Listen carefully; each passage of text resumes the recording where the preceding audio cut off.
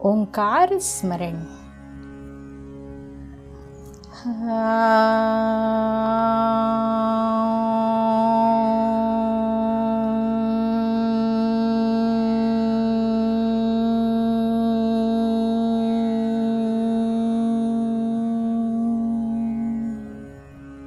दोस्तों, आज जो कहानी मैं आपको सुनाने जा रही हूं अत्यंत प्रेरणादायी तथा बोधप्रद कथा है। कथा का शीर्षक है मां का सम्मान। दोस्तों, एक मध्यम वर्गीय परिवार के एक लड़के ने 10वीं की परीक्षा में 90% अंक प्राप्त किए। पिता ने मार्कशीट देखकर खुशी खुशी अपनी बीवी को कहा कि बना लीजिए मीठा दलिया, स्कूल की परीक्षा में आपके लाडले को 90% अंक मिले हैं। मां किचन से दौड़ती हुई आई और बोली, मुझे भी बताइए, देखती हूं। इसी बीच लड़का फटाक से बोला, बाबा, उसे रिजल्ट कहां दिखा रहे हैं? क्या वह पढ़ लिख सकती है? वह अनपढ़ है। अश्रुपूर्ण आंखों को पल्लू से पोंछती हुई मां दलिया बनाने चली गई। ये बात पिता ने तुरंत सुनी। फिर उन्होंने लड़के के कहे हुए वाक्यों में जोड़ा और कहा, हाँ रे, वो भी सच है। जब तू गर्भ में था तो उसे दूध बिल्कुल पसंद नहीं था। उसने तुझे स्वस्थ बनाने के लिए हर दिन 9 महीने तक दूध पिया, क्योंकि वो अनपढ़ थी ना।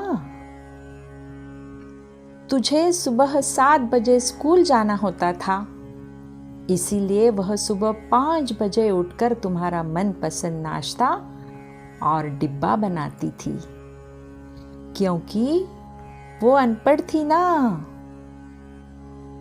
जब तुम रात को पढ़ते पढ़ते सो जाते थे तो वह आकर तुम्हारी कॉपी व किताब बस्ते में भरकर फिर तुम्हारे शरीर पर ओढ़नी ढक देती थी और उसके बाद ही सोती थी, क्योंकि अनपढ़ थी ना। जब तुम रात को पढ़ते पढ़ते सो जाते थे तो वह आकर तुम्हारी कॉपी व किताब बस्ते में भरकर फिर तुम्हारे शरीर पर ओढ़नी ढक देती थी और उसके बाद ही सोती थी, क्योंकि अनपढ़ थी ना। बचपन में तुम ज्यादातर समय बीमार रहते थे, तब वो रात रात भर जागकर सुबह जल्दी उठती थी और काम पर लग जाती थी, क्योंकि वो अनपढ़ थी ना। तुम्हें ब्रांडेड कपड़े लाने के लिए मेरे पीछे पड़ती थी और खुद सालों तक एक ही साड़ी में रहती थी, क्योंकि वो अनपढ़ थी ना।